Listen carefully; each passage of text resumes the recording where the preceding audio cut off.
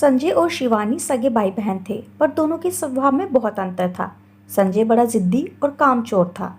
वह स्कूल में जी चुराता था, किसी न किसी बच्चे को पीट आता था, माँ पिता का कहना ना मानता था। इसके विपरीत शिवानी सबका कहना मानती थी, मन लगाकर पढ़ती, माँ के साथ काम भी करती, साथ ही सबसे अच्छा व्यवहार करती, बड़ों का आदर सम्मान करती। संजय का बिगड़ जाने का सबसे बड़ा कारण उसके माता पिता थे। वह कहते कि बेटा खरा सिक्का होता है और बेटियां खोटा सिक्का होती है। उस परिवार में अनेक वर्षों बाद लड़का हुआ था। दादा दादी माता पिता सभी ने उसे सिर पर चढ़ा रखा था। बात उसके मुंह से निकलने की देर थी कि उसकी जिद पूरी कर दी जाती थी। संजय की आदत बन गई कि वह अपना हट पूरा करके ही रहता। यदि सीधे सीधे काम न बनता तो वह रोने लगता या अपने पैर पटकता। शुरू में तो वो बच्चा है, बड़े होने पर अपने आप समझदारी आ जाएगी, ये सोचकर उसके माता पिता ने उसकी हरकतों पर ध्यान नहीं दिया। पर बड़ा होने पर संजय उनके लिए बहुत बड़ी समस्या बन गया। पढ़ाई लिखाई में उसका बिल्कुल मन ना लगता। एक कक्षा में वह 3-3, 4-4 वर्ष तक पढ़ा रहता, तभी उसे जैसे तैसे उत्तीर्ण किया जाता। वह सारे दिन खेलता, बच्चों से मारपीट करता। उसके माता पिता समझा समझा कर थक गए कि वह मन लगाकर पढ़े। उस पर कोई असर ही नहीं होता। उसके सामने पुस्तक खुली रहती और वह इधर उधर देखता रहता।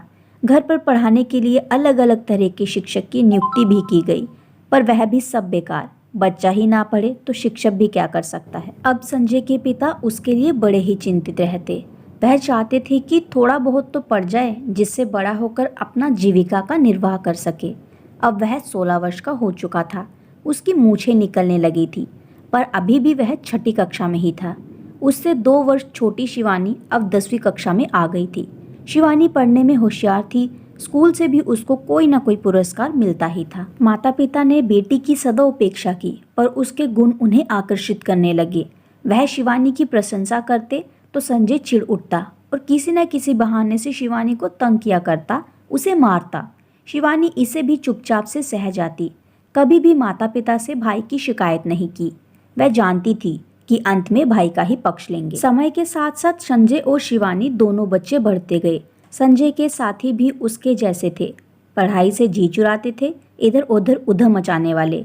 संजय ने उनके साथ रहकर सिनेमा देखना, पान खाना, सिगरेट पीना, नारेबाजी, हुल्लड़बाजी, यह सब काम भी सीख लिए। पढ़ने वाले अच्छे बच्चे सदा संजय और उसके साथियों से दूर ही रहना पसंद करते थे, क्योंकि किसी से भी झगड़ा मारपीट करना आदि इनके बाएं हाथ का खेल था। एक बार छात्र संघ के चुनाव पर संजय और उसके साथियों ने विद्यालय में खूब हुड़दंग मचाया, तोड़फोड़ की, मारपीट की। परिणाम ये हुआ कि प्रधानाचार्य जी ने उसे क्रोधित होकर विद्यालय से निकाल दिया। संजय के पिता ने बहुत प्रयास किया, पर उसे विद्यालय में फिर से प्रवेश नहीं मिला। अन्य दूसरे विद्यालयों में भी अनुशासनहीनता की रिपोर्ट के कारण से नहीं उसे लिया गया। परिणाम ये हुआ कि अब संजय को घर ही बैठना पड़ा। संजय के पिता और बूढ़े होते चले गए। नौकरी से भी वह पदनिमृत हो चुके थे। संजय की चिंता उन्हें हर समय दुखी करती। विद्यालय से यूं अपमानित होकर निकाले जाने तथा गलत रास्ते पर चलने की प्रेरणा देने वाले साथियों का साथ भी छूट गया। अब संजय कुछ गंभीर हो गया।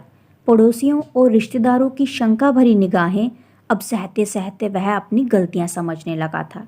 संजय के पिता बीमार रहने लगे। एक दिन उन्होंने संजय को अपने पास बुलाया और कहा, देखो संजय, आज तक तुमने मेरी बातें अधिकतर यूं ही अनसुनी कर डाली है और उसका फल भुगत ही रहे हो।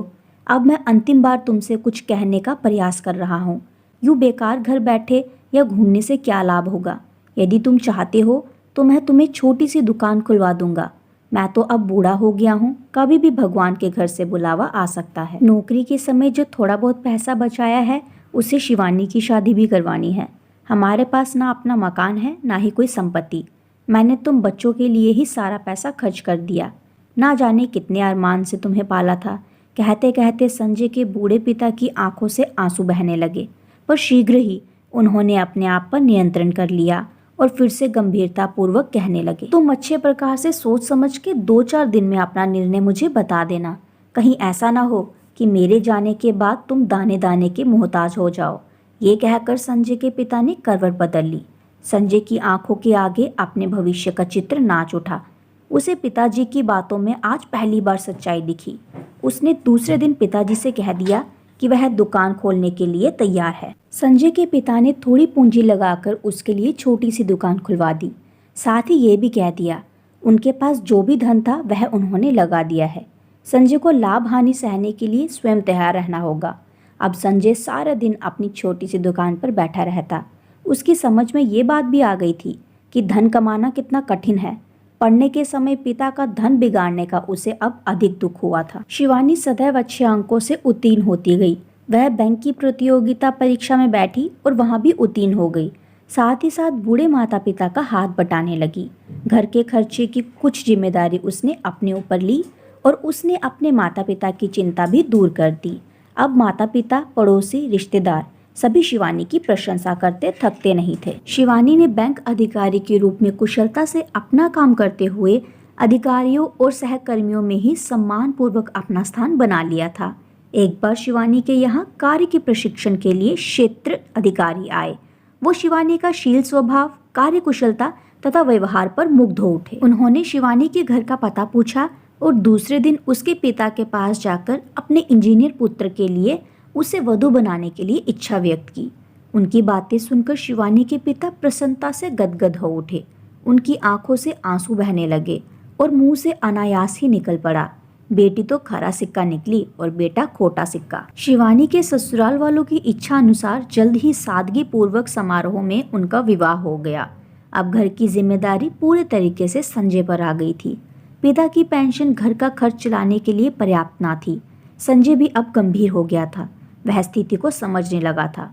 वह सारे दिन परिश्रम करता, तब कहीं जाकर कुछ आय होती। संजय यही सोचता कि यदि वह माता पिता का कहना मानकर मन लगाकर पढ़ाई करता तो आज वह शिवानी की भांति अच्छी नौकरी पर होता, स्वयं सुखी संतुष्ट रहता और सभी से आदर पाता। पर अब पछताने से भी क्या, उसने जीवन का सबसे अमूल्य समय विद्यार्थी काल व्यर्थ गवा दिया था। अब तो वह परिस्थिति के अनुसार जीवन चलाने के लिए विवश था।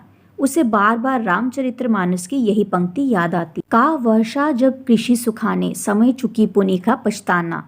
सच है, बचपन से किशोरावस्था तक का समय ही भविष्य को उज्जवल बनाने वाले गुण और शिक्षा प्राप्त करने का समय है। इसे यूं ही निकम्मेपन में गवा देने पर जीवन भर कष्ट को सहना और असंतुष्ट जीवन बिताने पर पछताना ही शेष रह जाता है। अच्छे बच्चे पूरी तन्मयता से आगे बढ़ते हैं, बढ़ते हैं और ऊंचा उठने के प्रयास में जुटे रहते हैं। तो इस कहानी से हमें ये सीख मिलती है कि हमें विद्यार्थी काल जो बहुत ध्यानपूर्वक बिताना चाहिए, इधर उधर बातों में, गलत कामों में नहीं व्यर्थ करना चाहिए। अन्यथा हमें इस काल के बीत जाने के बाद बहुत पछताना पड़ता है।